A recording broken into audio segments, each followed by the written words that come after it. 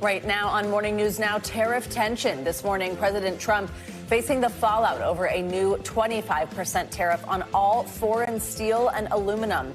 Now the European Union vowing to retaliate as critics warn of the impact on average Americans. Plus, a word of warning from the president after Hamas delays this week's planned release of Israeli hostages and accuses Israel of violating the ceasefire agreement in Gaza. As far as I'm concerned, if all of the hostages aren't returned by Saturday at 12 o'clock, all bets are off, and let hell break out. We have team coverage from the Middle East to Washington. Also this morning, whiteout. Right now, tens of millions of people bracing for yet another winter storm stretching from the south to the northeast. We are tracking the conditions, the warnings, and what's going on where you live. And hold the phone. You've heard of dry January, but what about phone-free February? More on the movement to stop you from scrolling. That sounds difficult for us journalists. Phone-free February. I also like frugal February, where you save money so that you can plan for your summer vacation. Yeah, Good morning. I'm Christine Romans in for Joe Fryer. And I'm Savannah Sellers. Thanks for starting your day with us. We're going to begin this Tuesday morning in Washington as the Trump administration continues to attempt to rapidly reshape the government in its first few weeks. President Trump has now imposed a 25% tariff on all steel and aluminum imports into the United States. He's citing job creation. He says he wants to narrow the U.S. trade deficit. The move comes a week after Mr. Trump threatened and then just as quickly put on hold tariffs on Canada and Mexico. This as the president's plan to slash federal spending continues to hit legal roadblocks. A federal judge has extended a pause on Mr. Trump's plan to push millions of federal workers to resign from their jobs. Today, President Trump is set to meet with King Abdullah of Jordan. This comes as he continues to defend his proposal to have the U.S. take over the Gaza Strip. Mr. Trump discussed the plans in depth during an interview with Fox News. There's practically no building that's livable in the whole thing, on the whole Gaza Strip. I say we go in, we knock them all down, we just create something. No more Hamas. There's no Hamas there. There's nobody there. We move them into beautiful areas of the Middle East. I'd like to go to Egypt. They have a lot of land. I'd like to go to Jordan. I'd like to go to others. We have team coverage ahead this hour, including more on President Trump's executive order on tariffs on steel and aluminum, as well as the new legal challenges facing the administration. But let's begin this hour with NBC News White House correspondent Aaron Gilchrist. Aaron, good morning. Let's begin with the president's interview with Fox News. We heard a little bit of it over the weekend in the lead up, of course, to the Super Bowl. What else are you learning about the president's stance when it comes to Gaza? Well, he's been talking a lot about Gaza, Christine and Savannah, and I should note that as that interview with Fox News was airing last night, at roughly the same time, the president was in the Oval Office making remarks, and he was asked about Gaza as well. The ceasefire deal that Hamas has put on hold, a prisoner and hostage swap this Saturday has been put on hold by Hamas because it says Israel is shooting at Palestinians in Gaza. And so the president said, with that being on hold, that he believes that all of the remaining hostages should be released on Saturday by 12 o'clock, he said. And if not, as you noted in that sound you played earlier, all hell would break loose. He also did caveat that by saying it's really up to the Israelis. The Israelis might decide differently, but his belief was that the hostages, all of the remaining hostages, should be released. Now, at the same time, we know that President Trump has talked about the United States, about his administration taking ownership of that enclave and not allowing Palestinians to move back into it. Rather, they would be moved into other countries. You heard him reference Egypt and Jordan in particular. He was asked about that during this interview with Fox News. I want you to hear a little more of what he had to say about it. So when you hear the pushback from the Middle East, what do you think? I don't hear that much pushback. A lot of people thought it was a great idea. Really, a lot of people. And I'm not talking about big money for I just think it will be stabilized if the United States owns the Gaza Strip. If people aren't living in the Gaza Strip and Hamas isn't there because nobody's there, people aren't there, nobody's going to be there. And later on it can be developed. You'll give some to Saudi Arabia. So you're not saying U.S. troops? No, you don't need no, Israel will watch it because it's right next to Israel. Now, critics have called this effectively ethnic cleansing of Gaza, and we've also heard from many Arab countries say that they don't want to see Palestinians displaced and they don't want them moved into their countries, Christine and Savannah. Yeah, Aaron, one of those countries is Jordan, and we said today that President Trump will be meeting with King Abdullah of Jordan. What's their stance right now? What do we expect to happen there? Well, so this meeting is supposed to happen a little later this morning. It's interesting, I think, that we got the schedule from the White House for the president today, and it does not include a press conference between these two leaders. We saw the Israeli prime minister and the Japanese prime minister at the White House last week. There were news conferences with both of them. In this case, bilateral meeting, a lunch, a working lunch, and that's it. So the only time we'll see the two men together will be on the arrival and the departure. It's expected that this will come up. The idea of moving Palestinians into Jordan will come up with the Jordanian king, and that there will be pushback. There was a question put to President Trump in the Oval Office last night as to whether he would stop foreign aid to Jordan and to Egypt if they didn't take in Palestinians. And he said, and I'll read this, sure, why not? You mean if they don't agree? If they don't agree, I would conceivably withhold aid. So that's something that apparently is now on the table. And Aaron, while we have you this morning, I want to ask you about some news out of Washington that's making waves here in New York City. The DOJ ordering federal prosecutors to drop those corruption charges against the New York City mayor, Eric Adams. That's according to a senior Justice Department official. What more can you tell us about this? Yeah, this same official says that the acting deputy deputy attorney general has ordered that these charges be dropped and that they be dropped without prejudice, meaning that they could be refiled in the future. These corruption charges against the mayor of New York. They've not been dismissed yet. We did hear from Eric Adams' lawyer, who said that this is a win, a victory for his team. And you might remember that this indictment came down in September of last year. And this memo from the acting attorney general suggests that it was too close to this year's mayoral primary coming up in June. And also that this indictment limited Adams' ability to work with President Trump to crack down on immigrants in New York City. And so we expect that the administration, once this happens, if it happens, a judge does have to review this order, that the case would be reviewed by the incoming Trump-appointed U.S. attorney in New York in the Southern District after the general election for mayor in November. And I think, Christine and Savannah, that is something that has some people wondering if this is politically motivated, that if these charges are dropped against the mayor, then there would be the Trump administration would be able to sort of hang that over Eric Adams' head and have him be more open to doing what the Trump administration wants him to do. All right, Aaron, thank you so much for that. Let's turn now to Trump's trade wars. All steel and aluminum imports will soon face a steep 25% tariff coming into the U.S. President Trump signed a proclamation yesterday ordering the tariffs to take effect in March with no exceptions. Of course, this is part of his campaign pledge that would help bring back the American steel industry, he says. Here's how he predicts that will play out. You're going to ultimately have a price reduction because they're going to make their steel here. There's not going to be any tariff. These foreign companies will move to the United States, will make their steel and aluminum in the United States. Ultimately, it'll be cheaper. We have NBC News business and data correspondent Brian Chung here to help break it down. Brian, good morning. So are we hearing from these other countries, from places that would be kind of the recipient of this, even though we pay it here in the U.S., does that mean we're kind of in a trade war now? Are we seeing retaliation? Yeah, well, I mean, the European Union is weighing counteractions. You heard from the Canadian Prime Minister Justin Trudeau saying that he thinks that this is unjustified, which, by the way, comes just weeks after we thought we staved off a tariff war with Canada, right? Pushed off those overall headline tariffs on the country of Canada at least to March 1st. And now you have these aluminum and steel tariffs, which, yes, they're industry specific, but make no mistake, Canada is the biggest exporter, or rather accounts for the largest amount of imports into the United States at over 20%, over $6 billion. So this is very targeted to specifically our neighbors to the north and south. And the expectation would be that there would be some sort of retaliation at some point. And these are American allies when really it's China and China's trade practices that is the real problem for the steel industry, the president says. And you've got the U.S. steelworkers saying, look, Canada's not the problem. Canada actually works with us.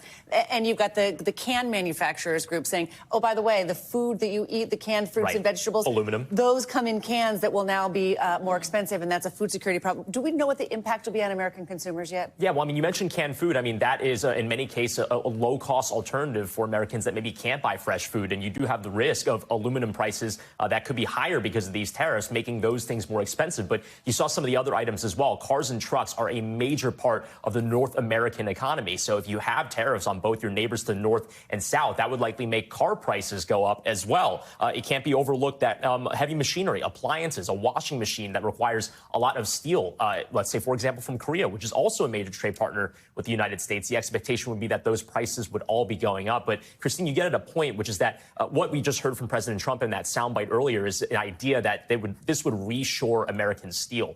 That's not exactly how this works. In the course of one administration, you can't bring all these companies into the United States to set up steel factories. It takes a long time to do that. So the short-term implications of this would certainly be price increases. It's only over the long run, if these tariffs are sustained, that you could bring those countries into the United States to produce. And that didn't happen in his first term when he actually lifted the tariffs on steel and aluminum on some countries after just a year. It's so interesting, too, that Nippon Steel wanted to buy U.S. Steel, a Japanese company, an American ally.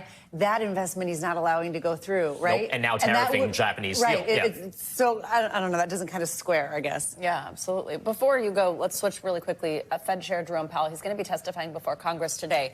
We know this is after they have decided to hold interest rates steady. What do you expect when he's in front of Congress? Yeah, and I want to remind people that you might see these kind of flashy headlines out of his appearance on Capitol Hill. This is not a confirmation hearing, as you've been seeing from D.C. with a number of other Trump appointees. The Fed chair has his position until 2026, so I just want to make that clear. But yes, he's going to be fielding questions about monetary policy. The Fed chose not to raise interest rates or lower interest rates. They kept them just the same in their last meeting in January. I was trying to remember exactly how long ago that was, because this year has been crazy. But, you know, the expectation is that the Fed likely won't be that aggressive on cutting interest rates after making a few marginal cuts last year. And by the way, there was some concern that the Fed chair will be running into a buzzsaw in the form of President Trump in form of criticism on his social media, as was the case during his first term. But actually, President Trump did endorse the first decision that was made post-inauguration. Trump saying holding rates at this point was the right thing to do. So maybe this isn't going to be as fiery as maybe we were expecting. But again, there'll be hours of testimony, which I will be very eager to dial into. It's good. It's okay that you don't remember when the meeting was. Jerome Powell, there's a Brian. Oh, if there's a Jerome Powell, I'm there. What a year this week has been. I mean, come on. I know. Brian and Christine, thanks for the tariff geek out. Love it. Thanks, guys. It is a little bit of a tariff geek out. Okay. Those new tariffs we've been reporting on are threatening to strain the traditional close relationship between the U.S. and Canada, as we've said. NBC News correspondent Erin McLaughlin went to talk to our neighbors to the north about how the potential trade war is affecting their wallet and their attitudes toward the U.S. With President Trump announcing fresh tariffs and renewing talk of making Canada the 51st state, many Canadians say they're stealing their resolve for a trade war. We feel betrayed. Outside Toronto, retiree Susan Bright is going to battle at Vince's supermarket, searching for over an hour to find produce that's not made in America, a tough task in the frigid Canadian winter. Betrayal is a strong word. It is, and that's how I feel. Why? Because we've been neighbors and friends and partners and allies for years, hundreds of years. With Canada a top supplier of both steel and aluminum to the U.S., President Trump's latest announcement could have a major impact on critical industries in both countries, from cars to construction. And while the president has temporarily paused his more sweeping 25% tariff on Canadian goods, it's all led to deep economic uncertainty and anger. Vince's store owner, Giancarlo Tremarchi. We've seen a real resurgence from our customer base as they look to shop local and support Canadian brands. That's a huge movement right now. So customers are asking you. Demanding. And we don't do that very often here in Canada. Those demands stretching to travel, with many Canadians canceling their trips to the U.S. Bob Bloomer has been traveling to Florida every winter for the last 24 years. I just can't justify going down there right now. Outgoing Prime Minister Justin Trudeau was recently caught on a hot mic saying he thinks Trump's talk of annexation is a real thing. That threat leading to this reaction to the U.S. national anthem in stadiums across the country. All of it transforming Canadian politics, forcing the Conservative Premier of Ontario into a dramatic U-turn.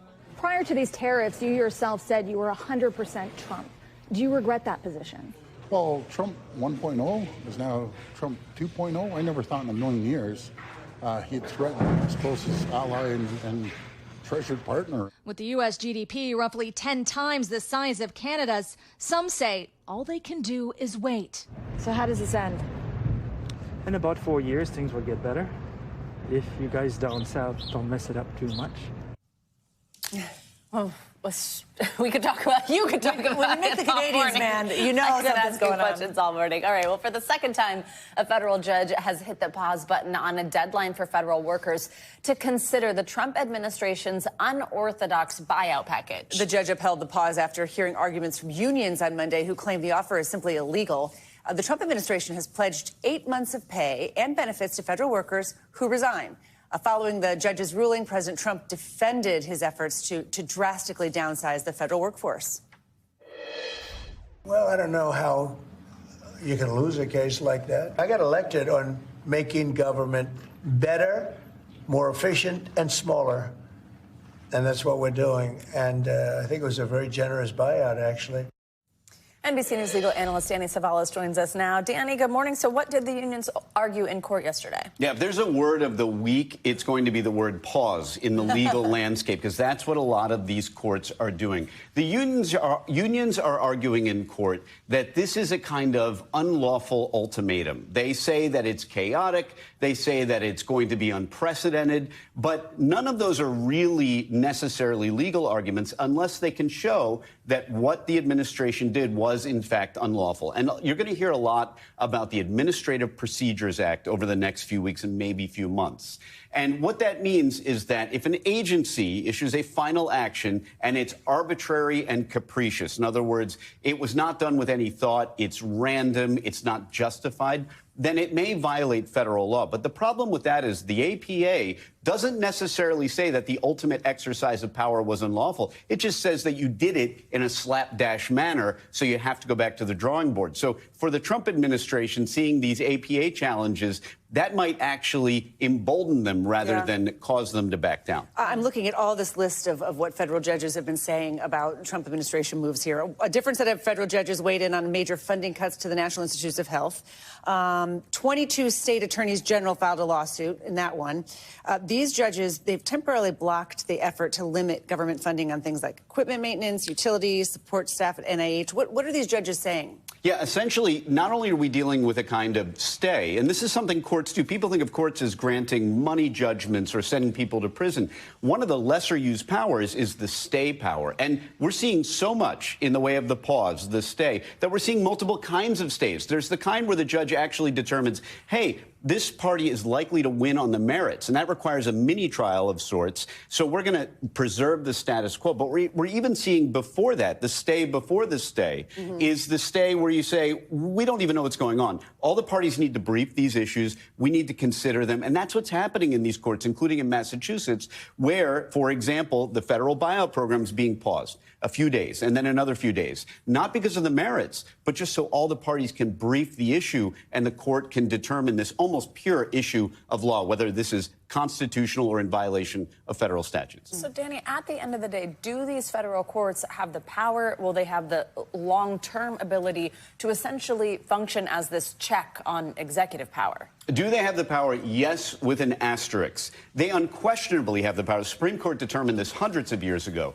that they can pass on the constitutionality and the legality of the executive branch's actions. But we have a smattering of historical events that lead us to the conclusion that we could have a constitutional crisis, because what if a court, including the Supreme Court, issues an order or a decision and the president just says, nah, I don't feel like following it. You may laugh, but this has happened to some degree. Andrew Jackson famously defied a Supreme Court order to resume at least assisting the resettlement of Cherokee Nation folks in Georgia.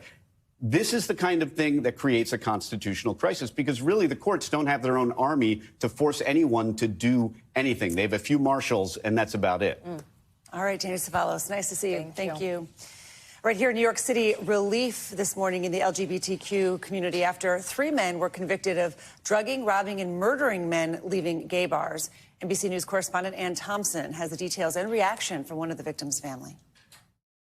These 3 men found guilty of a robbery and murder scheme that terrorized New York City's gay bars for more than a year. Jaquan Hamilton, Robert DeMeo, and Jacob Barrasso convicted of murder, drugging and robbing intoxicated gay men. 2 were killed, 25-year-old Julio Ramirez and 33-year-old John Umberger.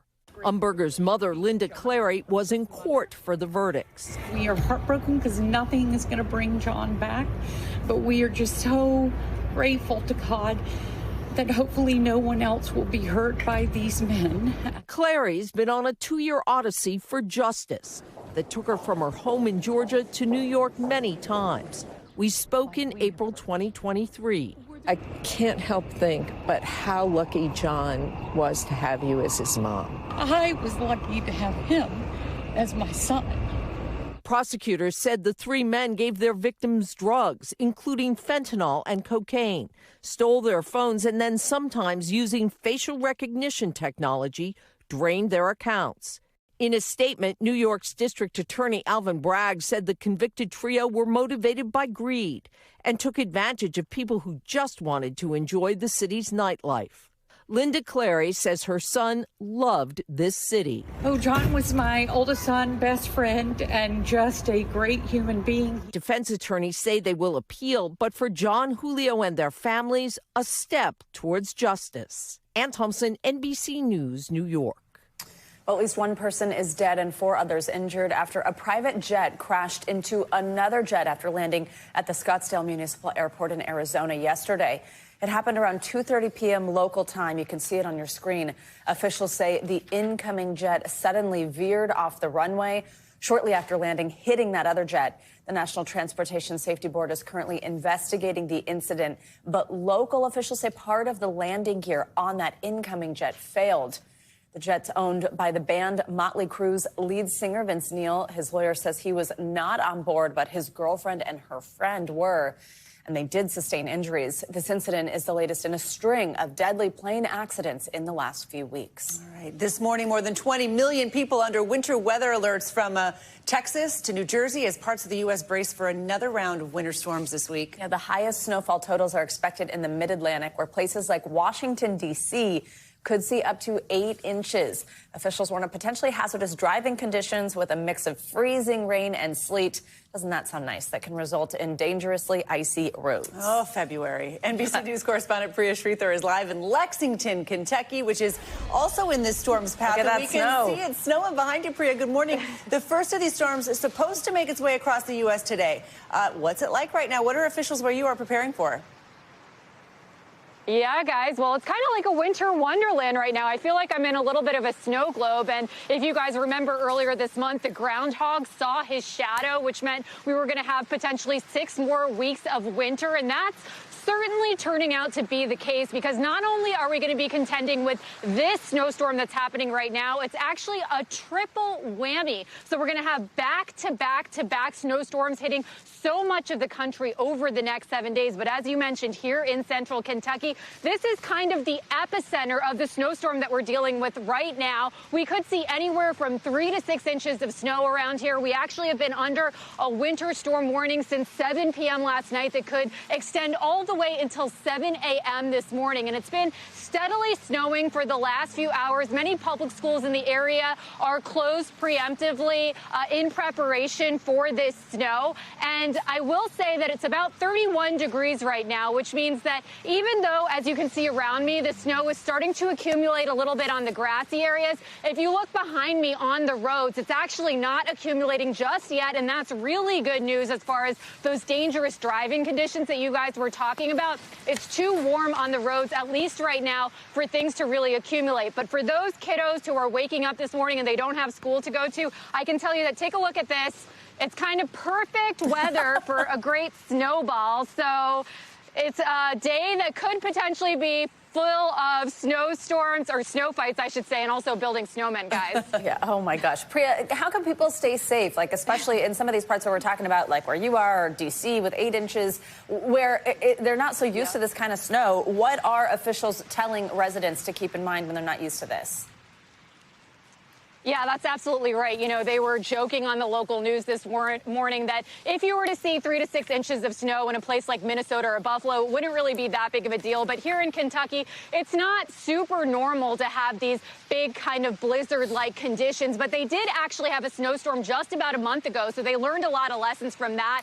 And the Lexington-Fayette County Division of Roads and Streets actually say that they have more than 40 dump trucks. Each of them can carry about 25 tons of salt salt. They have 3,000 tons of salt ready to go, and they've been pre-treating the roads since earlier this morning. But really, the big warning, or I guess what they're trying to tell folks, the officials, the city officials here, is to try to stay off the roads if you don't have anything urgent to do today.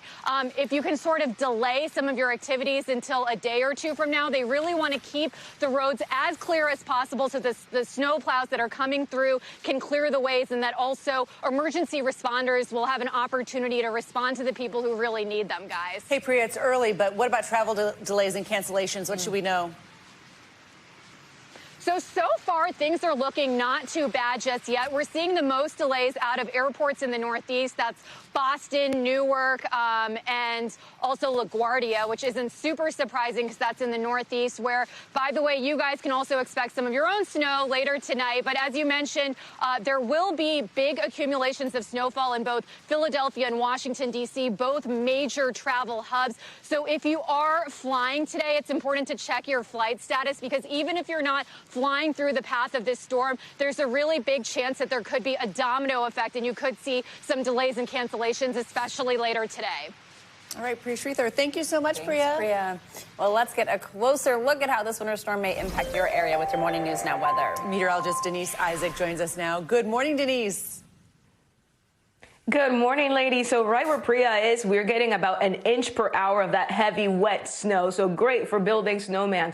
This area of low pressure will continue to move towards the east, bringing snow across West Virginia into Virginia and Washington, D.C., as well as Delaware. This is the first storm system this week where we are tracking it affecting the mid-Atlantic with not only snow, but also ice and the potential for heavy rain. The cutoff will be pretty much south of New York. New York may see 1 inch or so of a few flurries later on tonight. Then tomorrow, another one forms right on its heels.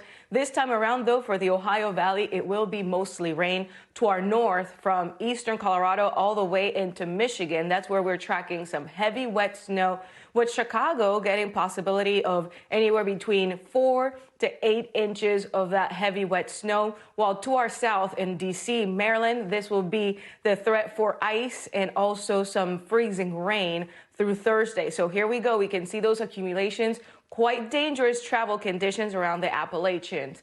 As we take a look here at the snowfall forecast through Thursday, we already talked about this first system bringing snow to the mid-Atlantic. Then the next one tomorrow into Thursday morning, bringing that snow over the UP of Michigan as well as Cedar Rapids, where we could get up to 8 inches of snow. To our south, it will be rain, 1 to 3 inches possible, with the potential for flash flooding. So keep that in mind. And not only that, but there's also a severe threat tomorrow with a few tornadoes possible, wind gusts up to 60 miles per hour. So what's really going on across the nation? Why is it so cold? Well, the jet stream has dipped south, so that record cold air continues to pretty much meander across the upper Midwest, with temperatures today, Miles City, 42 degrees below average. Tomorrow, that cold air sticks around and even filters down south and towards Oklahoma and Texas. And as we see here, bitterly cold towards the upper Midwest. Richmond, Virginia, it's a roller coaster ride with 50s on Thursday. By Saturday, 50 degrees. But it will be cold and sunny, though, for Philly as they celebrate the Eagles on Friday. Ladies, back there you go. Important detail there. Denise, thank you so much. There's much more to come here on Morning News Now. Later this hour, a controversial rebranding, now Google official, as the Gulf of America makes its debut on Google Maps. But up first, after the break, ceasefire compromised. Hamas blaming Israel for violating the terms of their ceasefire deal. Families of the remaining Israeli hostages demand their loved ones be brought home. We'll be right back.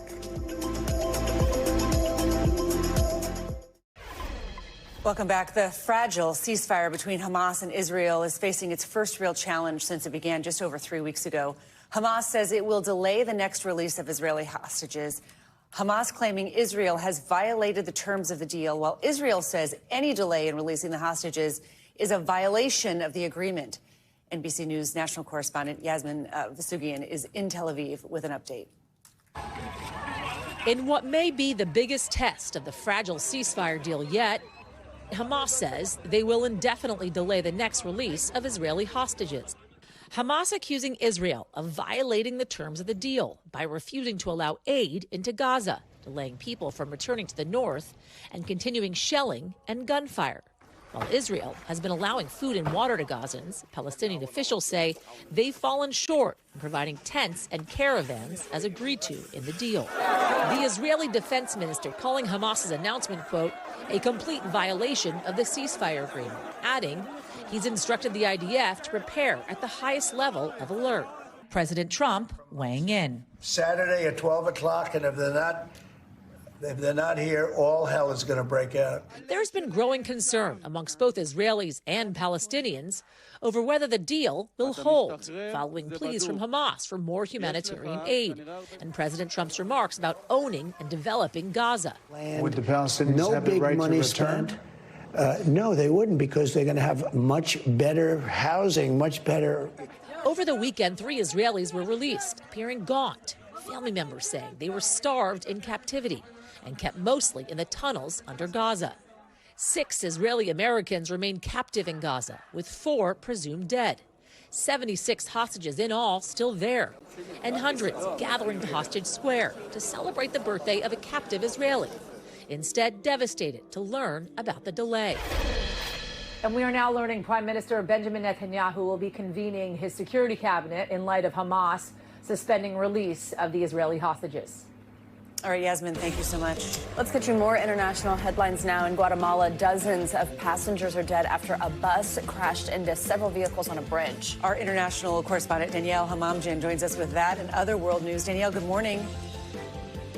Good morning, ladies. That's right. We begin with tragic news out of Guatemala. Government officials say a bus crossing a bridge in Guatemala City plunged into a ravine after colliding with several other vehicles. The bus was packed with passengers and driving on a busy road. The death toll for now, at least 50, but it is expected to rise. The president has declared 3 days of mourning. Over to the Greek island of Santorini now, which was struck by yet another earthquake. This one coming in at a powerful 5.3, the strongest to hit the tourist hotspot in weeks. There were no injuries reported. Greece is prone to earthquakes. According to scientists, the thousands of tremors to have hit the island since January are related to the movement of tectonic plates. The state of emergency is in place for another few weeks. And finally, bad weather is often to blame for a power outage. Oh, but not in Sri Lanka. The reason behind this weekend's nationwide blackout? A monkey. That's right. According to the energy minister, there was an imbalance in the power system after a monkey came into contact with the grid transformer.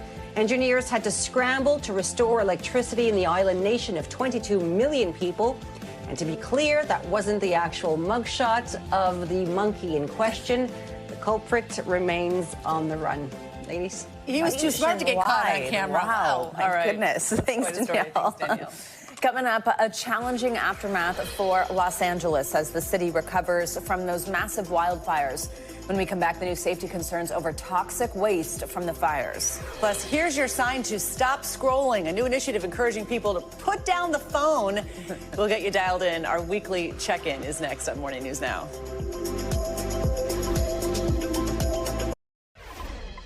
Welcome back. With the recovery efforts in full swing after the Los Angeles wildfires, new questions are emerging about where the EPA is processing toxic debris. NBC News correspondent Liz Kreutz took a look into the safety concerns and why local officials say they were blindsided. In the Los Angeles burn zones is one of the most challenging next steps, safely removing miles of toxic debris. Both President Trump and California Governor Newsom have asked the EPA to speed up the first phase of the process. We need it done in 30 days. The original commitment was 60 days. Spare no resources. One of the EPA's debris processing sites, Lario Park, located 15 miles east of the Altadena burn zone, on land owned by the federal government, but long operated by LA County. So this is the park that's now been turned into this processing center. It's usually a public park with a bike path that runs through here. All of it is now closed to the public, though. From what we can see, there's a large tent that's been set up. The EPA says this is where they are bringing the debris. They are then sorting it and packaging it up for disposal. The use of this site in the largely Latino and working class community has sparked outrage. Why not Altadena? Residents packing a recent town hall. Can you look me in the eyes and say, would you allow your children You're elderly. Would you live in a place where this is going on? The woman who asked that question, Salisa Luesa. This was a path of least resistance. They felt like we wouldn't put up a fight. Personally, I feel like it's a part of environmental racism, too. The EPA says the site is safe and that it will ensure no negative impact to the environment or its residents. But for Luesa, it's too late. The bridge of trust has been broken. And it's not just residents. The 4 mayors representing the cities surrounding Lario Park tell NBC News they were blindsided. Were any of you contacted by anybody ahead of time or informed that this was going to be the site where the debris was coming? Absolutely not. No. I was watching the news, and that's how I found out. You found out watching the local news? Yes. No communication. Chief of police thought it was a sandbag distribution. Kind of looked like a rodeo was coming to town. They question if the new 30-day timeline played a role. The governor, in competition with the president, is trying to expedite everything that's through this process. Feels like we're in the crosshairs, per se. NBC News has reached out to several agencies seeking answers about who knew what and when. LA County Supervisor Hilda Solis, who represents cities around Lario Park, declined to be interviewed, but told NBC News that the decision was made by the EPA and the U.S. Army Corps of Engineers. When NBC News asked when the county first learned the park may be used as a hazardous waste site, her office did not respond. But according to the EPA, the agency first approached the county about the site on January 16th, 9 days before any of the local mayors or residents say they became aware of the plan. I believe the higher-ups knew what was happening. Higher-ups who? The federal, the government, the president, the governor. They failed to inform us. We need to make sure that the assurances are there in place, that after they pick up their tents and material and leave, that we're not left in this region being affected from years to come. Liz Kreutz, NBC News, Los Angeles. It is time now for our weekly mental health check-in. This week, we're looking at the benefits of cutting back on screen time with the help of a new phone-free initiative. Plus, we dive into the reason a new study says playful people may handle stress better. We've got licensed marriage and family therapist Dr. George James joining us on this. Dr. James, always great to have you with us. Good morning. Let's start. Okay, we've been talking about this all morning. Phone-free February, this initiative to try to help people get off their phones. It's organized by the Global Solidarity Foundation, but okay, it sounds hard. I mean, I don't know if it actually is supposed to be phone-free, because that seems in modern day that would be next to impossible for all the things we need it for. But what are the benefits? And if it's just kind of to reduce it, how can people go about that? Yes, good morning. I think this is another initiative that we can add to February that can actually be a really good thing. So Phone-Free February is the ability to say we're going to reduce our phone use. And that means really being specific, maybe putting your phone down during dinner time, during a meeting. For kids in school, maybe it's being able to not use it in school. It's being able to recognize that our phone time and screen time is impacting our interactions with the people we care and love, and wanting to increase conversation. So maybe reducing that screen time can help us not only in conversation, but also in our overall ways that we connect with each other. And it might be a good thing to just try and push yourself, even if it's really difficult. My son cracked his screen, and I told him it was going to take 3 days to fix it. So because it really only takes a day, just so I could see how he would, whether he could do it. He did it. He did it great. I hope he's not watching. I hope he's not watching it. Let's look at a new study published in the Journal of Frontiers in Psychology. It found that people who take a playful approach at life, they're better at coping and dealing with adversity. They call this lemonading. It must be because they're turning lemons into lemonade. Lemonading? Is that what that means? Yes, it's exactly what it means, Christine. And, part of this is that sometimes it doesn't mean that you don't see the difficulty or challenge in the situation. It just means you can see another side of it, that you can be playful, creative, imaginative. And when you do that, it does allow you to get through the situation, but also make the best out of it. Once again, make it lemonade out of lemons. And people who do this, they are able to bring energy and creativity in a new way when they do this. It seems, though, like that could be hard for some people, right? Like, my husband's a lot of things. I wouldn't say that, like, playful is his vibe, and I can imagine being like, gosh, how am I going to go about that? Give us some tips for people who might want to try this out, or situations where it could be helpful. Yeah, one of the first things I thought about was, athletes, right? Athletes, professional athletes in particular, we're celebrating here in Philadelphia, will know how to take something that is fun, but then turn it into work. But now they have to take these mundane tasks like shooting a free throw and turn it into a game. For everyday folks, it may be a card game. It might be doing a hula hoop. It might be finding a way to enjoy the process. There's so many things that we can do. Maybe take an improv class. Maybe sit on the floor and do a puzzle. There are ways that you can start to see life and have fun. For me, maybe just dance into a song that you love and being able to see creativity in that moment. Allow yourself to have that inner silliness, and sometimes you can turn those tough times into good times. Like a dance break, like on Grey's Anatomy. I'm going to suggest to my husband, try hula hooping. He's going to die. Dr. George James, thank you so much, and congrats on your Eagles. Yeah. Thank you. Appreciate it. See you soon. All right, coming up, calendar controversy. Google no longer including certain holidays and distinctions like the start of Black History Month on its calendar. When we come back, what the company says is behind that move. And love on the brain and in the office. More than a quarter of Americans say they met their partners at work. We'll look at why as Valentine's Day approaches next on Morning News Now. All right, we're back with some money headlines. Top fragrance maker Coty says it's slowing down price hikes. Some good news. CNBC's Silvana Henao joins us with that and other news. Silvana, good morning. Hey, Savannah. Hey, Christine. Good morning to you. Yeah, so as you mentioned, Coty, that's the maker of top fragrance brands like Hugo Boss and Burberry, is pulling back on significant price hikes. Coty generates more than 60% of sales from fragrances. It now plans to increase prices by a low single-digit percentage. The company says new fragrances help to drive prices, encouraging shoppers to pay a bit more for new items. Google Calendar is no longer displaying some holidays and observances that were shown in previous years. That includes the start of Black History Month on February 1st and Women's History Month on March 1st. The Verge first reported on the moves last week following comments from users. A Google spokesperson says the changes started last year based on feedback from users that events from other countries were missing. And Google Maps is now officially showing the Gulf of America in place of the Gulf of Mexico for mobile and web users in the United States. It made the change after President Trump signed an executive order formally renaming the body of water. Google says it follows changes by the Geographic Names Information System. That's a U.S. database of location information. Users in Mexico will still see Gulf of Mexico, while the rest of the world will see both. It was a name change I didn't know we needed. Yeah, there you go. Savannah, thank you. Thank you. Well, as Valentine's Day approaches, love is on a lot of people's minds. Clearly mine. I'm more in my hearts already. And if you're looking for that special someone, there's a good chance Cupid's arrow may strike in the break room, maybe at the holiday party. Or the holiday party. That's what happened to me. According to a study by Forbes, 33% of Americans have found love in an office, and 43% of those relationships have resulted in marriage, indicating that when approached the right way, office romances can thrive. For more on this, let's bring in Laura Gassner-Otting. She's a career expert and an author of several books, including the Wall Street Journal bestseller, Wonder Hell, Why Success Doesn't Feel Like It Should and What to Do About It. Laura, always great to have you on with us. Thanks for being here. Okay. It makes sense, right? We spend most of our time in our workplace. It seems like developing feelings for a coworker is totally understandable.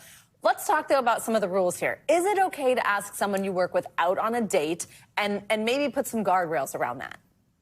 So you have to check with two entities first. The first is your actual place of employment, because it may actually be against the rules to date a coworker. And if you do and you get caught, you may get fired. So that's the first. And the second, of course, is the person with whom you want to date, right? So are they actually interested? How do you read the signals? How do you figure out if they're interested in you? How do you ask them out in a way that doesn't make it weird? Because if it doesn't go well, you're kind of stuck with them in the job. And I say, if you're not willing to bet your job on it, don't bet your heart on it. Yeah, nobody wants to be asked repeatedly by somebody too, like, hey, will you go out with me? Like, accept no once the first no comes, you know, and move on. What advice do you have in keeping it professional once you start dating a colleague?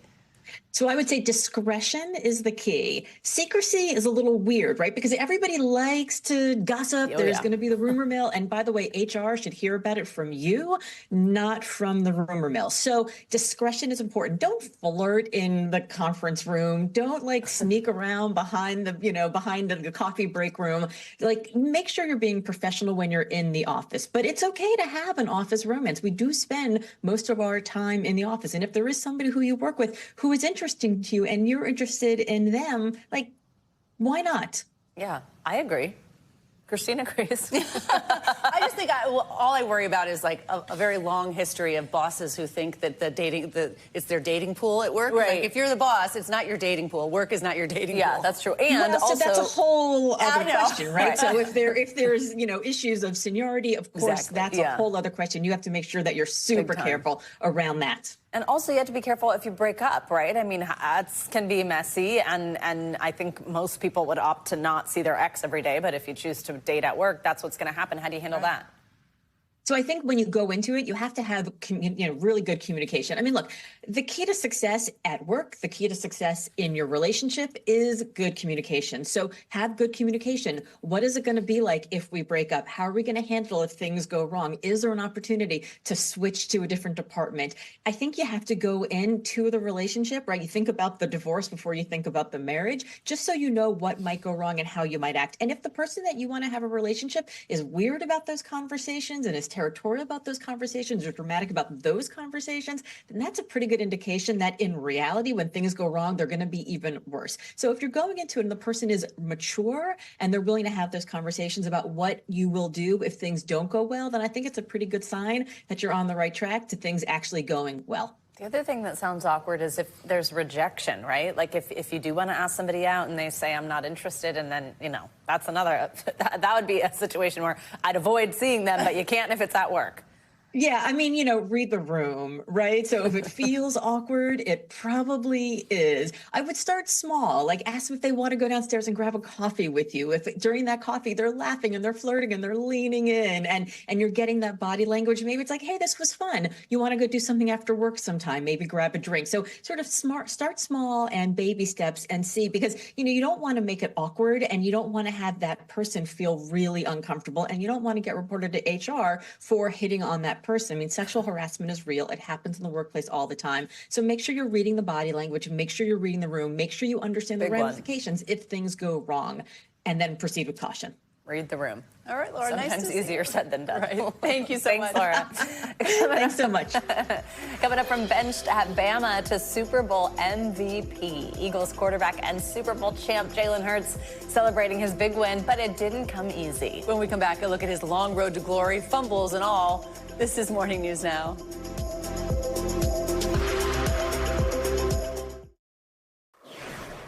Welcome back. This year's Chiefs-Eagles Super Bowl rematch drew in a record amount of eyes and ears. 126 million people tuned in to watch the big game on Sunday across Fox's platforms and the NFL's digital channels.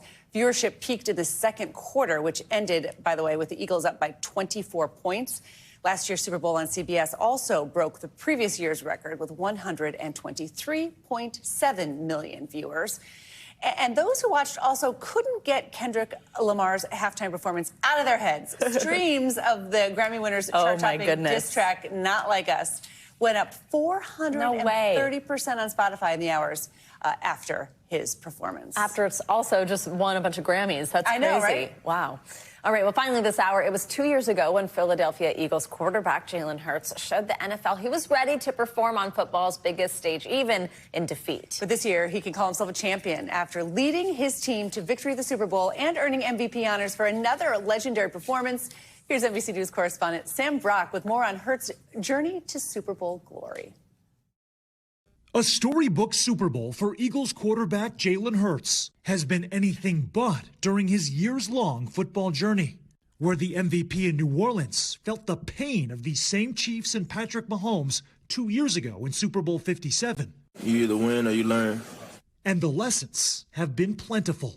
Hurts played his college ball at the University of Alabama, where he was benched during a national championship game, later transferring to the University of Oklahoma for another shot to start. And even after a blockbuster year there, Hurts was a second-round pick of the Eagles, hardly a headline prospect. This whole entire journey of mine has been truly unprecedented. I didn't dream of these moments. It was more so the work and the determination just to be the best that I can be. Eagles fans appreciating that grit. Jalen Hurts is the man. That guy knows how to win games. It's amazing. We blew out Patrick Mahomes. In your wildest dreams. That was my wildest dream. Now those dreams, as real as they get, as Hertz hugged his father at the Superdome, a son of a coach. He always told me, yeah, man, I don't know what it is, as they say, but you got it.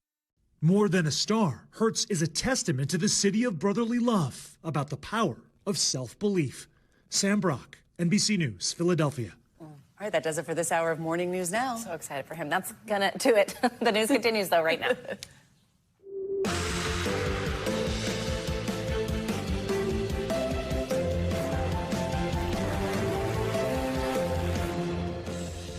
Good morning. Thanks so much for being with us this Tuesday. I'm Savannah Sellers. And I'm Christine Romans in for Joe today. Right now on Morning News Now, new developments in President Trump's tariff tit for tat, levying fresh hikes on imported steel and aluminum overnight. And that's stoking fears of a possible trade war with one of America's biggest steel suppliers and a longtime ally, Canada. It all comes after new comments from the commander-in-chief implying Palestinians wouldn't be allowed back into Gaza as part of that controversial takeover plan, remarks that drew swift backlash around the world. We've got the latest on that for you in just a moment. Also this morning, Mother Nature not letting up. Even more wild, wintry weather is on tap for millions across the Midwest, even right here in New York City. We're tracking it all and what you can expect as you head out the door. Plus, another deadly aviation accident hitting headlines. 2 private jets caught on camera colliding on a runway in Arizona yesterday, killing 1 pilot.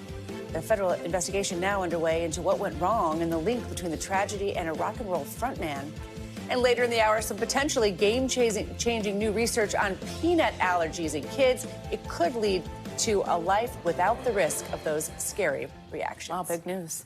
Really big news. We begin this hour in Washington, where the Trump administration is reigniting concerns about a potential global trade war. That's right. President Trump has formally announced a 25% tariff on all steel and aluminum imports, citing job creation here. Mr. Trump says the move will mark, quote, the beginning of making America rich again. This all comes as the White House continues to face legal roadblocks, though. A federal judge has ruled the Trump administration violated an order halting a federal funding freeze and ordered the government to restore that frozen funding. NBC News senior White House correspondent Garrett Haake is following all of it for us. Garrett, good morning. Hey, Savannah, good morning to you. And yeah, look, these tariffs are in keeping with a campaign promise by then candidate Trump, but they're also raising fears of rising costs and potential inflation, with countries like Canada and the EU already threatening to retaliate. And the president says there is still more to come. It's a big deal. It's a big deal. With the stroke of his pen Monday night, President Trump raising tariffs on U.S. allies and adversaries alike, imposing new duties on steel and aluminum imports. It's 25% without exceptions or exemptions, and that's all countries. Canada is one of America's biggest suppliers of both metals. Its prime minister calling the tariffs unacceptable. Imports of Canadian steel and aluminum create thousands, if not millions, of jobs and support families across the United States. Trump's move would benefit American producers of steel and aluminum, but could also lead to higher prices. Those metals are used in everything from food packaging like soda cans to car manufacturing. The president suggesting there may be more to come. We will be looking at chips, and we will be looking at cars, and we're going to be looking at pharmaceuticals. And in an interview recorded this weekend, shrugging off cost concerns. You're not worried that any of that's going to go back to the consumer? It might, but it's ultimately going to be much less expensive. Trump also facing legal hurdles for some of his domestic priorities. A federal judge admonishing the White House for failing to comply with an order to release billions of dollars in frozen grant funds and ordering the administration to do so. And the deadline for that buyout offer for federal workers still on hold after another judge extended it. The president reacting to recent judicial roadblocks in a radio interview. Well, you get some very bad rulings, and it's a shame to see it. And Vice President J.D. Vance is among the administration officials signaling a potential showdown with the courts, writing over the weekend that judges can't control the president's power. Trump discussing Vance's role in the Republican Party in his weekend sit-down. Do you view Vice President J.D. Vance as your successor, the Republican nominee in 2028? No, but he's very capable. I mean, I don't think that I think you have a lot of very capable people. So far, I think he's doing a fantastic job. It's too early. And today is expected to be a big day for the president's priorities at the far end of Pennsylvania Avenue, with the Senate expected to vote late today or perhaps even overnight on Tulsi Gabbard to be the director of national intelligence. After that, it's another former Democrat who will be up in the Senate, RFK Jr., to be the health secretary. Both of these votes are expected to be very, very close. Christine, Savannah. Garrett, thank you.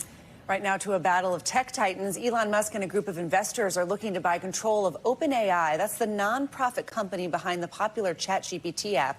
But the company's owner, Sam Altman, has been quick to give his thoughts about this move by Musk.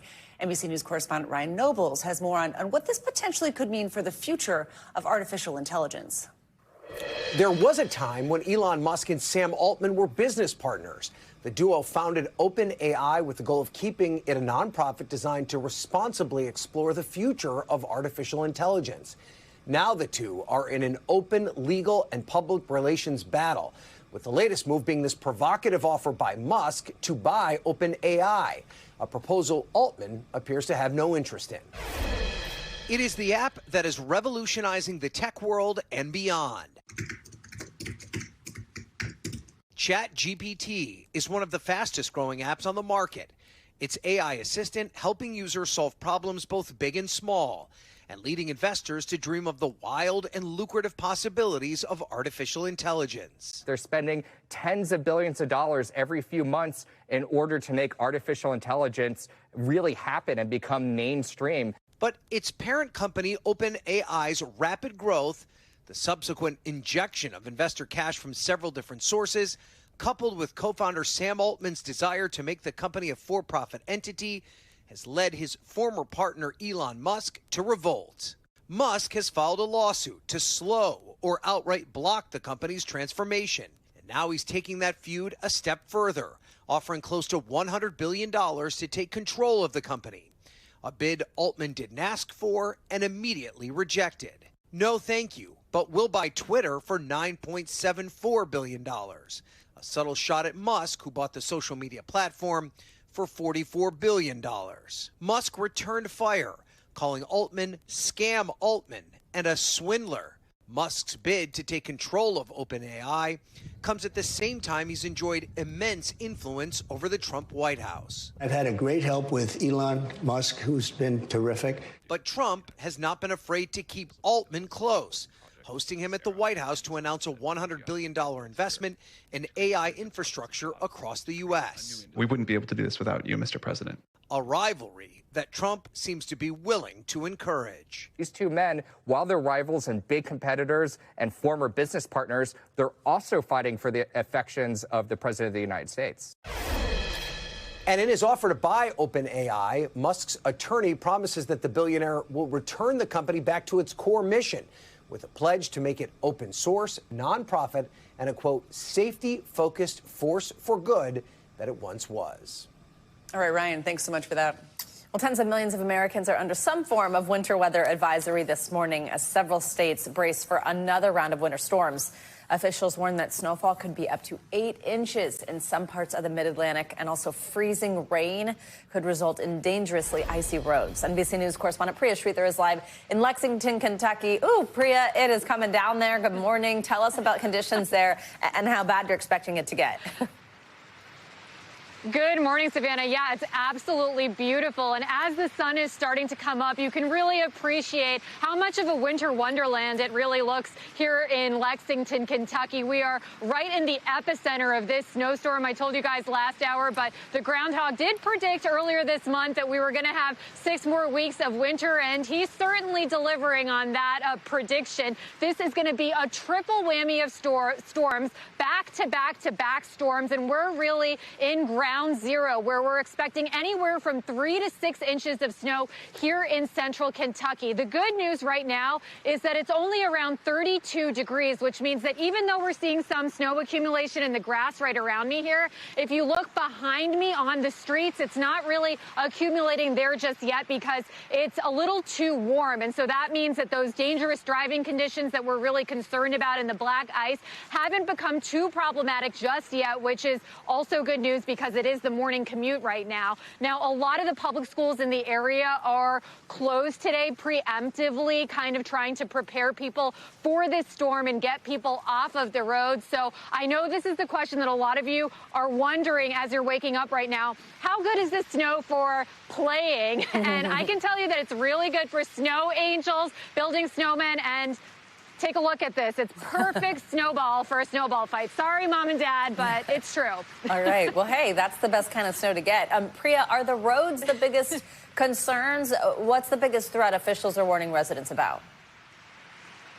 Yeah, absolutely. And one of the reasons for that, Savannah, is that, you know, Kentucky isn't as accustomed to this type of wintry weather like places like perhaps Minnesota or Buffalo. So that was really the #1 thing that city officials here in Lexington were telling people is to try to stay off the roads if you can, unless it's absolutely necessary. Maybe postpone some of those activities you were going to do today that aren't necessary to later in the week. They really want to make sure that all of the plows that they've gotten ready and the 3,000 tons of salt that they're going to be spreading across the roads, 1,200 miles of roads for the rest of the day, that those trucks have room to actually treat the roads. And also the emergency responders who still have to do their very important life-saving work have enough room to get to the people that they need to attend to, Savannah. Wow, some really scary video there we were just playing there of some of these road conditions. Priya, what's different about this round of storms compared to what people in the area usually experience this time of year? Places like where you are, places like D.C., just getting so much more snow than normal.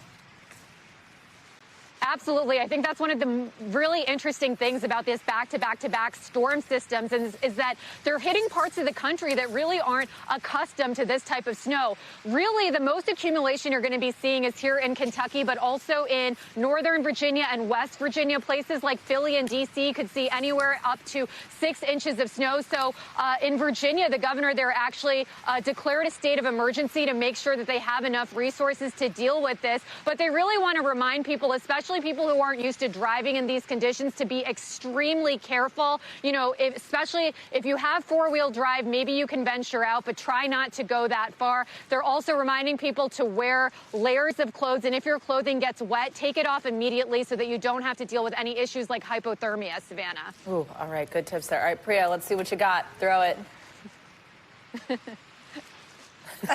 There you go. What do you think? Priya, thanks. Go get warm. We appreciate it.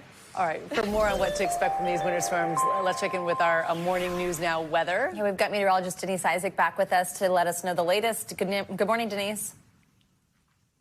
Good morning. So it's a very narrow band of snow, pretty much encompassing eastern portions of Kentucky and then spreading towards West Virginia and also Virginia. So this will continue to be the trend as an area of low pressure pushes eastward, bringing snow towards the mid-Atlantic between now and then spreading into the area around tonight around 8 p.m. So then after that, we could see a few snowflakes in New York, but then a system develops right on its heels.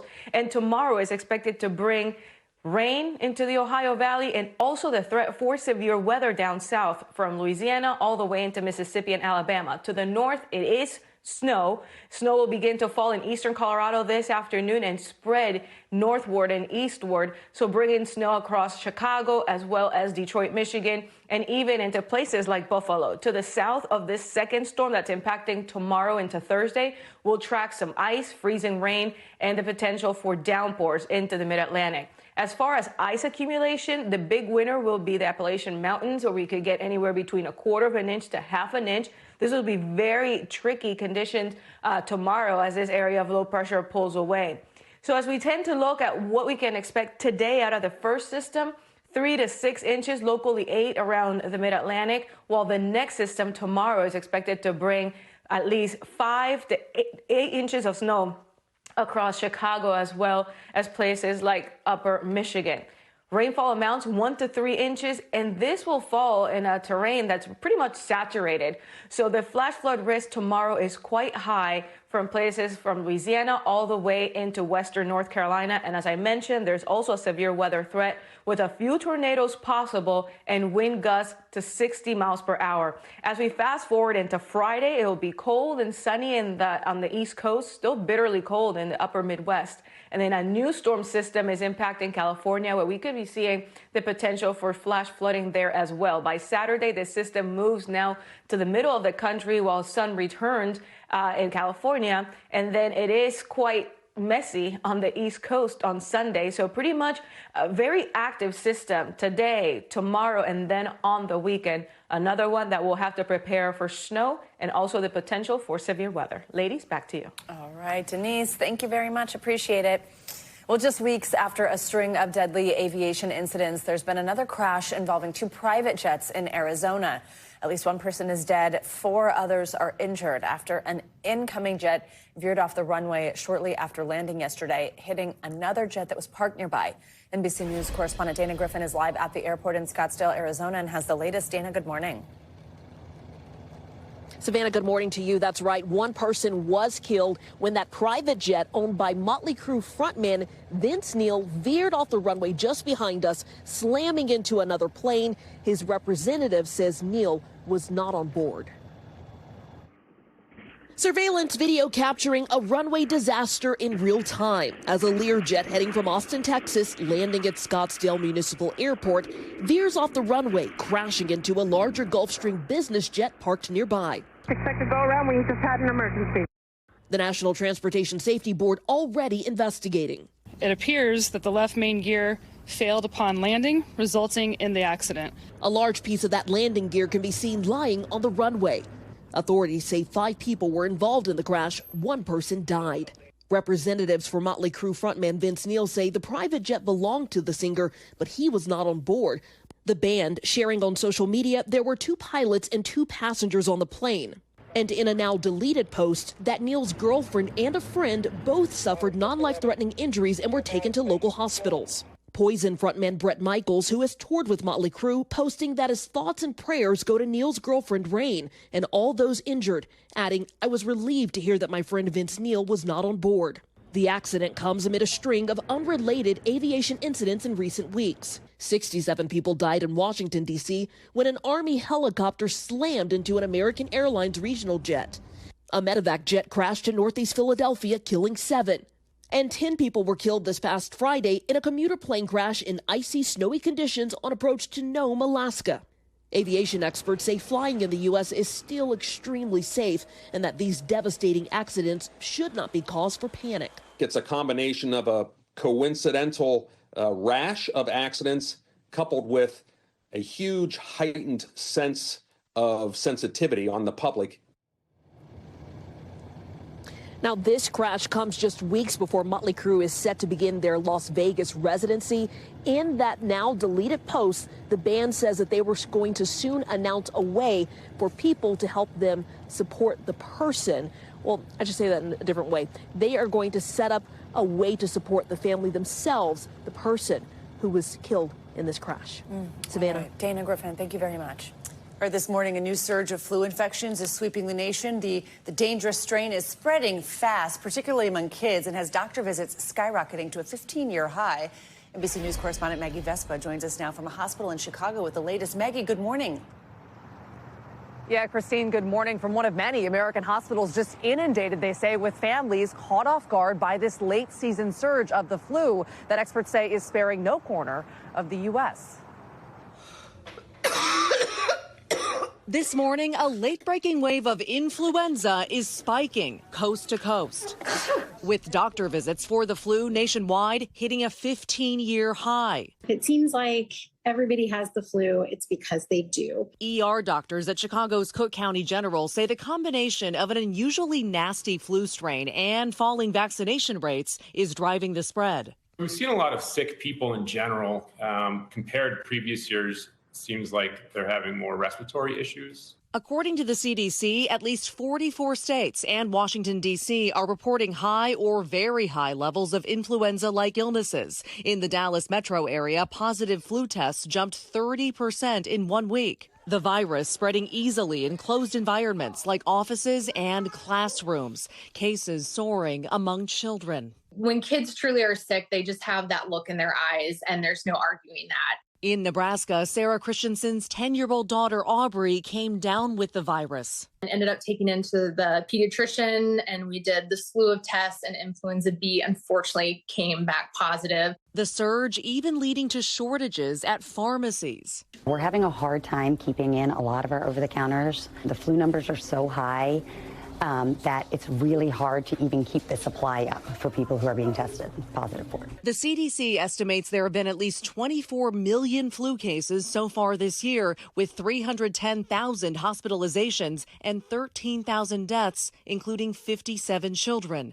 Experts fear by the season's end, the overall death toll could hit 30,000. They say it's not too late to get a flu shot. They're effective within a week and crucial in protecting you and your loved ones. Not only is it going to reduce your chance of getting sick, but if you do get sick, it's going to reduce the symptoms that you have and decrease the chance of you passing on to a loved one. And health experts stress staying home amid all of this if you're sick until they say you've gone 24 hours fever-free without the help of medication. That last part, they say, is crucial. And they also stress, remember, your doctor has treatments that can really help you feel a lot less miserable in the long term if they're taken within the first few days of being diagnosed. That's also key. Christine. All right, Maggie, thank you so much. I spent the weekend trying to get a flu shot for one of my sons, and we couldn't, it was not in stock. Yeah, wow. All right, we've got much more to come on this hour of Morning News Now, including a promising new therapy that could change the game when it comes to how we look at peanut allergies in kids. But first, after the break, we'll take you to the Middle East for more on President Trump's sharp ultimatum to Hamas. Release those remaining hostages or that ceasefire deal is over. Those stories and more next. Welcome back. President Trump is now demanding Hamas release all of the remaining hostages in Gaza, and he's making some serious threats if that doesn't happen soon. NBC News chief international correspondent Keir Simmons has the details. Hey there, good day to you. This ceasefire was always likely to be more fragile over time. Now, more doubts over the release of hostages, including Americans, as President Trump weighs in.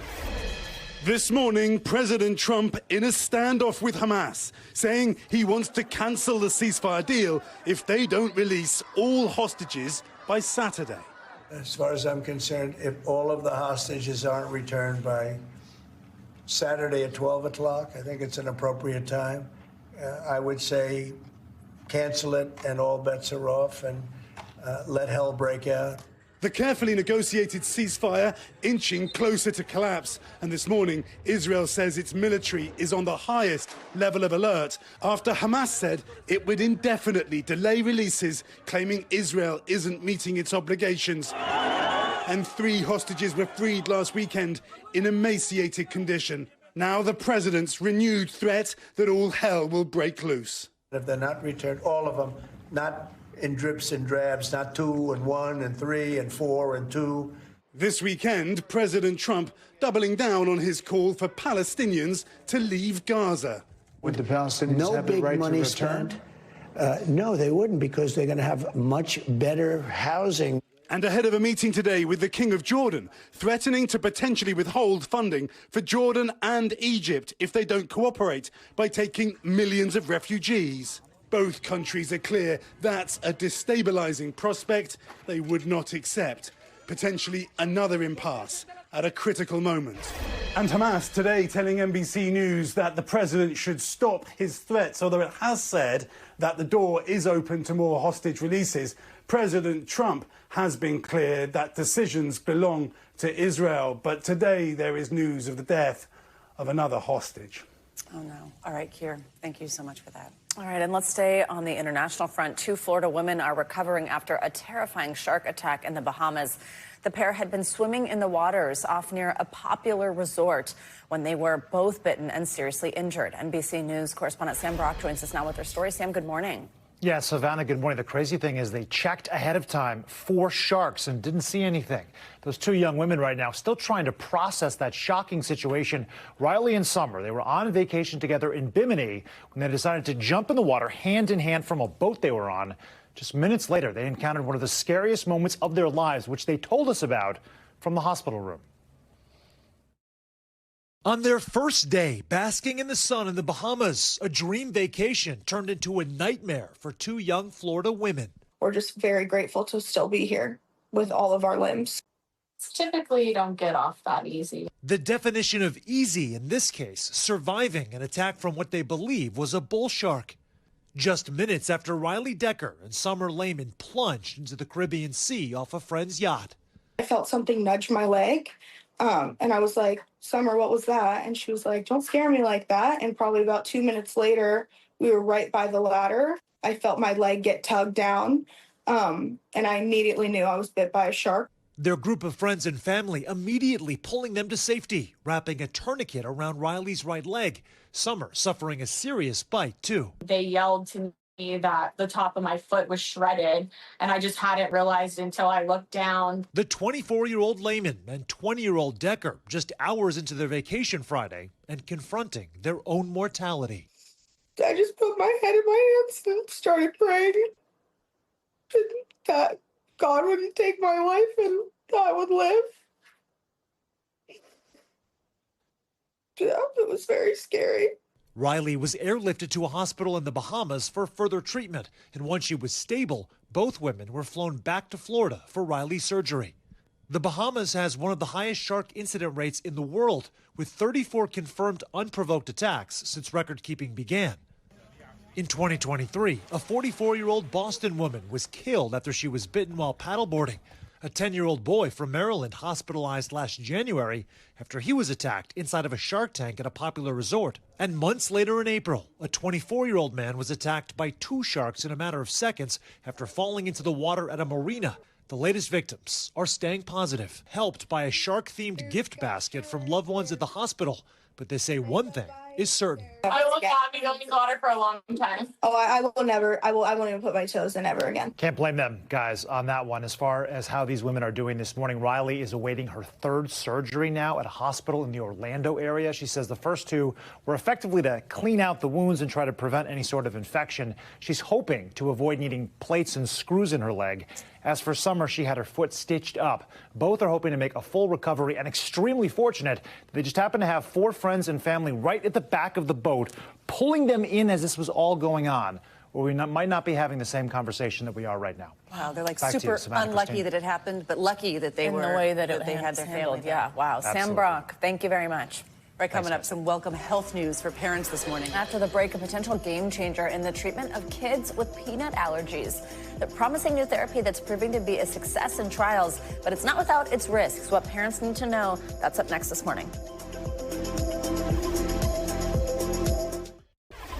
All right, we're back now with an important look at a new potential treatment for a condition that affects millions of kids, peanut allergies. They've been frustrating and sometimes fearful challenges for families, but now scientists may have found a way to overcome it in milder forms. Yeah, that's definitely key here. Well, a new study from the National Institutes of Health suggests that giving kids gradual amounts of store-bought peanut butter under the supervision of an allergist could build up their tolerance. All right, joining us now for more on this is Dr. Purvi Parikh. She is an allergist and immunologist with NYU Langone Health. This is just really interesting, doctor. So walk us through what the study says about how this could help kids with peanut allergies. There's a big warning, you know, don't try this without a professional, right? Don't do it at home. Right, that's key. You know, you don't want to make your allergy worse or have a bad reaction, so it has to be under supervision.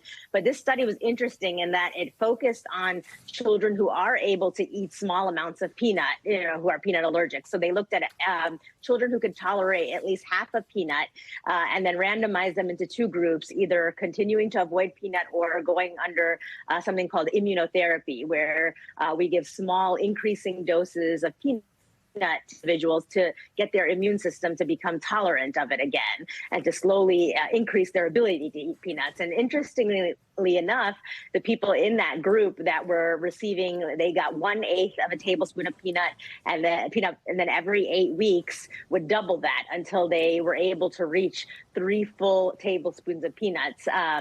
And those individuals were able to tolerate that without any reaction. Even after, at one point in the study, they had those patients stop and then start again 2 months later to see if that, immunity or tolerance had still built up. So that was quite amazing, But again, these are very select individuals, those who don't need epinephrine or haven't had a life-threatening reaction before and who could already eat about half a peanut before undergoing this treatment. So the ones who benefit really are the ones with the mildest allergy. Is that the reminder that you want parents to hear? Yes, exactly. So, it's not a one size fits all, and you have to, look at each case carefully because it could be dangerous as well to undergo such a treatment if you have a very severe form of the allergy. Let's take a look at the big picture here, too. What does it mean for addressing, all types of peanut allergies and maybe other food allergies as well and how those are treated? Right. It's huge because, up until now, our mainstay of treatment was just avoiding the allergen and hoping for the best. And, it causes quite a bit of stress and anxiety on both the children as well as parents and caregiver, but can kind of personalize the treatment depending on your level of risk or severity. It can be life-changing for these individuals because then, they are able to consume some amount of peanuts safely. They don't have to worry constantly about having that epinephrine auto-injector device. And it kind of removes sense of fear in some situations for these individuals. So it is quite exciting, not just for peanut allergy, but for all allergies. If we can really personalize the treatment, we can really improve these children and their caregivers' quality of life. All right, Dr. Purvi Parikh, thank you so much for that. Really important news. Yeah, interesting stuff. Well, this morning we are diving into Safer Internet Day. It's a day meant to raise awareness and education on digital safety. And to commemorate the day, TikTok is launching a new digital safety and privacy guide in the app itself. The guide will outline 10 ways people can take things that they can do to customize their safety settings, like adjusting content preferences or enabling family pairing. Somehow my kids have not enabled family pairing with me. Well, maybe we should ask for that for what you need to know here about this new safety guide. Let's bring in Kathy Pedrayas. She's a TikTok creator who's collaborating with the app for their Safer Internet Day campaign. She's a safety expert and parent. She's kind of like the internet's mom, is how a lot of people think of her on TikTok. Kathy, great to have you with us. Thank you. So first, just tell us about getting involved with TikTok to get the word out about these new safety features. Thanks so much for having me. I think this is a question that not just parents, but everybody asks every single day. I've been posting safety and cybersecurity content online for about 4 or 5 years. And every day I get DMs about how do I, is it safe for my kids to be online? What do I do? And so this is really about bringing awareness to the fact that there are tools out there that can help you be online more safely. So you're a creator and a parent. So obviously digital safety is important to you. How do you use these online safety tools? Well, I will say one of my favorite right now is the content preferences tools. I felt that my algorithm, my FYP was leaning too much in one direction, and I wanted to see more lifestyle content, but I wanted to deprioritize things like sports, for example, that I'm not really interested in. And it's been working great. I was playing around with it recently. I've also refreshed my algorithm several times, which I also like because sometimes I'm like, oh, it pins me too much. I need to broaden it. And then the one that is, I know it's optional, but definitely not optional for anyone, is the enabling the two-factor authentication and, of course, the strong passwords. Kathy, it's notable, I think, to hear you using words like safety and cybersecurity when there's a big conversation going on about data security and stuff like that around TikTok. And obviously it's been in the news with this kind of like near ban for 12 hours, then it's back, that type of thing. What do you say to people who see a lot of these headlines and they are concerned about TikTok specifically when it comes to like their kids and their data and that type of thing? What has made you feel good about using the app as a parent?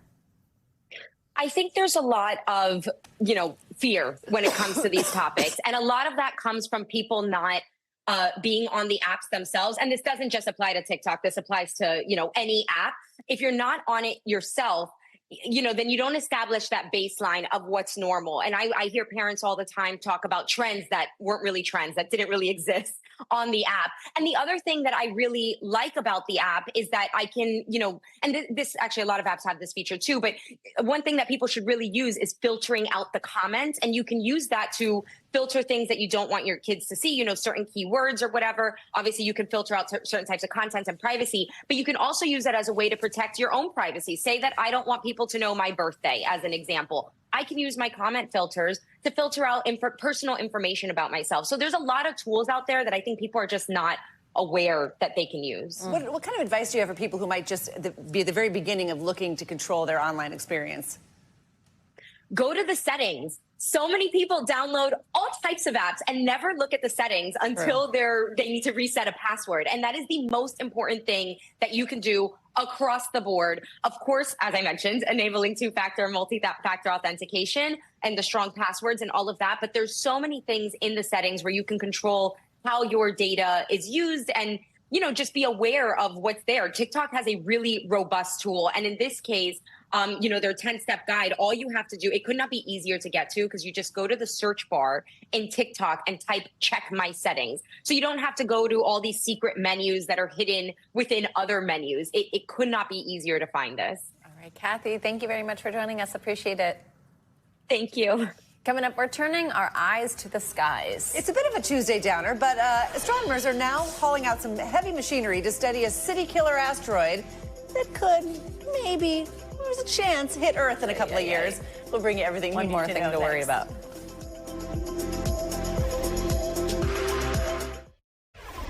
All right, welcome back. If you need help with any of your day-to-day problems, there's a service that will connect you to an expert with all the answers. Whether it's healthcare related, a pet problem, or even a home repair issue, consider it the answer to endless internet searches.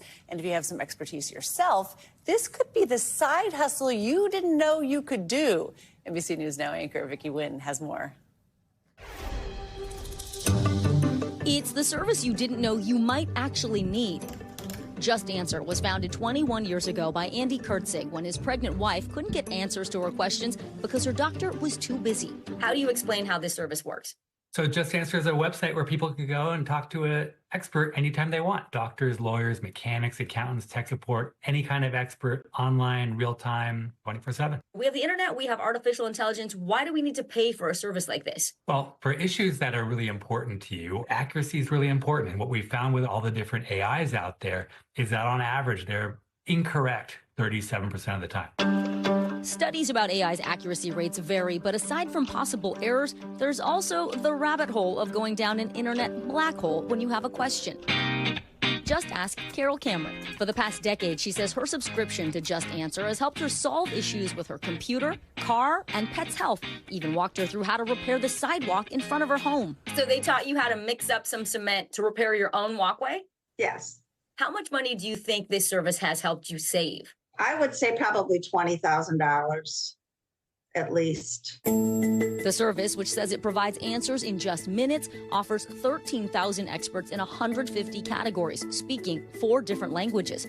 Customers can submit questions via email or request a phone call with an expert. Subscriptions range from $30 to $125 a month, depending on the category. Just Answer has a B+ rating with the Better Business Bureau, with most complaints centered around memberships. The company says consumers can cancel at any time. For people with expertise to share, Just Answer is also a popular side hustle. Retired contractor Todd Tripp now works as one of its experts. I've been answering questions on everything in home improvement that you can think of. He says he's made $27,000 so far this year, answering questions for just a few hours a day, even while traveling. But more than the money, he says it's the purpose he feels helping people. His proudest moment came recently during Hurricane Milton, when he helped a Florida couple turn off their pool valve to prevent it from overflowing. Well, they were pretty frantic because the water was starting to come into their house. He was able to go out and find that valve and open it. And just as they kind of said yes, the phone went dead. Did you ever hear back from them? You know, I've texted them back twice, and they said everything's great, we're fine, all is good. For Just Answer tech expert and mom, Kat Sandlin, the flexibility of working from home turned this side hustle into her full-time job. I do like to pick up calls during 8 a.m. and 3 p.m. because my house is quiet. My son is at school. She says she earns nearly $60,000 a year working 8-hour days, and also has had time to get additional schooling to boost her expertise. It allowed me to go back to college 3 times, and I have been able to use every one of those degrees to make even more earnings. For customers like Carol, the access to answers has been a lifesaver and worth the investment. For my money, I've done very well with their advice. All right, our thanks to Vicky Wynn for that report. Just a heads up, becoming an expert on Just Answer isn't easy. The CEO says they hire only about 5% of those who apply. He says experts go through background checks and must be currently licensed in their fields. All right, let's get to some more money headlines. President Trump is pressing pause on enforcing the Foreign Corrupt Practices Act. CNBC's Savannah Hanau joins us now with that and other news. Good morning, Savannah. Hey, Christine. Hey, Savannah. Good morning to you. So, yeah, President Trump signing an executive order directing the Justice Department to pause the prosecution of Americans accused of bribing foreign government officials to try to win their business. The order halting enforcement of the Foreign Corrupt Practices Act, which was enacted in 1977. It's become the guide for how U.S. companies operate overseas.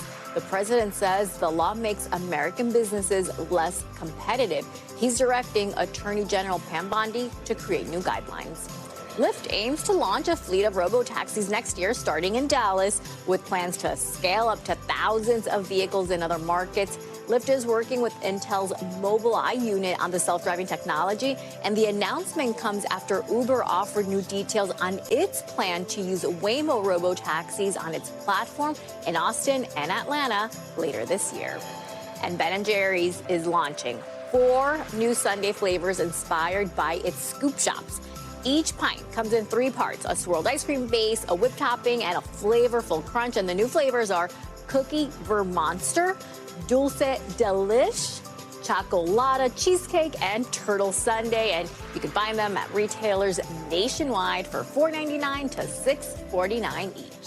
That looks so. I am hungry. Oh, that looks always do this to us, Savannah. Oh my the God! CNBC Money Minute I always make myself turns into hungry the too. Must go eat that now minute for me. Savannah, thank you. Sure. All right, a recently discovered asteroid is making space agencies, including NASA, sit up and take some notice. Yeah, it's called 2024 YR4. It's between about 150 and 300 feet wide, and it's the most hazardous space rock detected in more than 20 years. Right now, it has slightly more than a 2% chance, brace yourself, of hitting the Earth in 2032, although those estimates have been changing. I think they've been changing and getting a little bit more likely along the way. Which is maybe why we're warning you now. That's why we're doing it now. 8 years in advance. And space scientist Dr. Emily Rice joins us now with more on this. Good morning. Okay, Good morning. so it might happen. Maybe not. Probably not, but it might. So why is this something that we should be looking at here? Well, NASA is always watching the skies, luckily, and this one is an interesting one. So this asteroid only discovered in December of last year, just past its closest approach to Earth. So right now is a good time to track it. And from the observations that we have so far, figuring out how big it is, tracking its orbit, determining exactly where it's going to go in the future, it does have a 1 to 2% chance of impacting the Earth. But that's still, it's in flux. This asteroid is going to be observable until April of this year. And again, this potential impact is not going to happen until 2032. And NASA and other space agencies will be tracking it from now until then as much as possible in order to refine that orbit and really get a much better understanding of that percentage, which, as experts have said, is more likely than not to go down instead of up. Okay. Well, I mean, millions of people buy lottery tickets for way less odds than 2%. Okay, they like that. Exactly. I was just going to say, Kay, so we don't need to panic. Why are scientists paying such close attention if the likelihood of impact is so low? So we always pay attention to things like this, especially the bigger ones, and this is on the larger side. When we find them, when we know that their orbits are potentially impacting Earth, then we pay attention. This one is, it's new. It was only discovered only a few months ago, and so these, like each observation, is going to significantly refine our understanding of its orbit and really tell us how worried we need to be in the future. I mean, I'm thinking space lasers. I don't know. NASA and some other international space agencies, they've been working to develop what they call anti-asteroid defenses. And NASA sent an unmanned spacecraft in 2022, I think, right? It's crashing into an asteroid to try to change the course. So was that successful? And that was a very, very successful mission. Okay, so we have tools in our toolbox. Yes, absolutely. So that was the NASA's DART mission for double asteroid, because it was a binary asteroid redirect test. It was an impactor to change very, very slightly, but change the orbit of that impact, or change the orbit of that asteroid via a physical impact. And it worked. It worked amazingly. It's like a giant slingshot in space. You know? Yeah, it's Move it out of the crazy. way. Anything else when they say that they're working on defenses for this that you know of, besides like, just kind of running into it? Yeah, so not all of the defenses are as exciting as a NASA mission like that. A lot of the defenses are just infrastructure. So our continued observations of this object with as many telescopes as possible, but these are small telescopes that can observe this asteroid. There are also ground-based facilities. This is just kind of standard, but improving NASA technology and infrastructure that we need to maintain. We need to continue funding. We need to continue having the people and the expertise to develop these. And so NASA is not immune from all of the political upheaval that's happened in the last couple of weeks. And this is one of the things that could be affected. Oh, this is why you need eyes on the sky, you're saying. Yep, absolutely. All right, Dr. Emily Rice, thank you so much. Yeah, fascinating. Freaky, but fascinating. There's a chance, but not a big chance. Coming up, saddle up, Beyonce fans, because your first shot at tickets for her highly anticipated Cowboy Carter tour comes today. The Beehive, though, are buzzing this morning over the possibility of another Ticketmaster meltdown when they go on sale in just a few hours. We'll dig into the hype up next.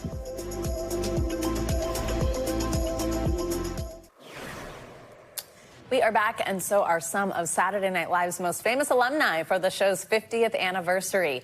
In its latest teaser, SNL announced 23 former cast members are coming back to Studio 8H this weekend. Here's some of the names on your screen. This is for the 3-hour live anniversary special. So Eddie Murphy, Amy Poehler, Jimmy Fallon, Molly Shannon, Kristen Wiig, Will Ferrell, Tina Fey. Look at your screen right now. Kate McKinnon, Jane Curtin, Seth Meyers. Amazing. Some very special celebrity guests will also join them. That's also now on your screen. Bad Bunny, Tom Hanks, Adam Driver, Peyton Manning, Robert De Niro, Steve Martin. I mean, this list is just totally crazy. SNL 50 airs live this Sunday. Yes, it's on Sunday, not Saturday. That's at 8 p.m. One of the cool things about working in this building is that, like, these halls, great people have worked in you randomly are in the elevator and you're like, whoa. Oh, yeah, hello there, Pretty cool. Will Ferrell. All right, attention Beyonce fans, it's time to gear up and ride as the first wave of pre-sale tickets for that highly anticipated Cowboy Carter tour drops today. And the Beehive, swarming with excitement, of course, as the 35-time Grammy winner returns to the stage. NBC News correspondent Liz Kreutz joins us now with more. Liz, good morning. Oh, is there going to be a scramble? A scramble is on. I know. How can it not be, right, guys? As of right now, though, Beyonce's Cowboy Carter tour is scheduled to kick off right here in L.A. this April. But yeah, before fans can put on their cowboy boots and hats to see the show inspired by the Grammy's Best Country Album of the Year, they'll first have to get their hands on a ticket. The Beehive's ready to get their giddy up on this morning. This is not a drill. As Beyonce prepares to get back in the saddle on stage for the Cowboy Carter and the Rodeo Chitlin Circuit Tour. 16 carriages. The first round of pre-sale tickets goes on sale today. The codes are out for the Beehive pre-sale. And the 35-time Grammy winners faithful are ready to pony up. The way pre-sales run nowadays, it can be kind of nerve-wracking, but I cannot wait. I love Beyonce. Beyonce already giving more fans a chance to secure a seat, adding 5 additional shows to her 9-city schedule on Monday. But there's still plenty of nerves. I'm stressed, but I'm not worried, okay? With some concert hopefuls weary of a Ticketmaster meltdown. I'm not getting tickets. Similar to when unprecedented demand crashed the site during Taylor Swift's Eras Tour meltdown in 2022, with some Swifties unable to get tickets. It's the superstar's first tour since the blockbuster Renaissance run. And an important moment for fans, the culmination of Beyonce's transition into country music with Cowboy Carter, which became her 8th #1 album and racked up accolades over the past year. You can definitely tell that there's a lot of passion in this. It's not just about music. Including a massive showcase. Her Christmas Day Beyonce Bowl NFL halftime performance on Netflix, where she first teased the tour. The final announcement after an incredible night at the Grammys earlier this month. Cowboy Carter, Beyonce. Where Beyonce won 3 Grammys, including Album of the Year, and became the first Black woman to ever win Best Country Album. I think sometimes genre is a cold word to keep us in our place as artists. And I just want to encourage people to do what they're passionate about. And the Beehive is certainly passionate to hear Cowboy Carter live. Oh my God, Aubrey, Beyonce is going on tour. But as they buzz with anticipation, I feel good that I'm going to have good seats and I'm going to get tickets. they'll have to wait until April when the tour kicks off in Los Angeles. Now with Beyonce, we can never know for sure everything she has up her sleeves. She always, goes big. Okay, so set your alarms. Pre-sale tickets go on sale at 12 p.m. Eastern today. Ticketmaster's advise sign into your account ahead of time and make sure your correct billing information is in there to prevent any delays. Right now, dates have been released for 8 of the 9 cities, including New Jersey near you guys, Atlanta, Houston, and even Paris. The big mystery, though, guys, is Las Vegas. The poster says she is going there, but no dates or a venue have been announced yet. Oh, that sounds like the start of some theories about what she might announce or something. Can you imagine at the Sphere, like I know, like a residency at the Sphere? Right. Yes. That would be cool. I still want to see that in real life. Oh, it's good. It's Totally crazy. Liz, Liz, thank you. Fun one, thanks.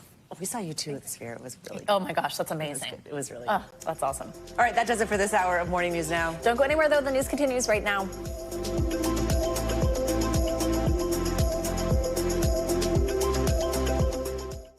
Thanks for watching. Stay updated about breaking news and top stories on the NBC News app or follow us on social media.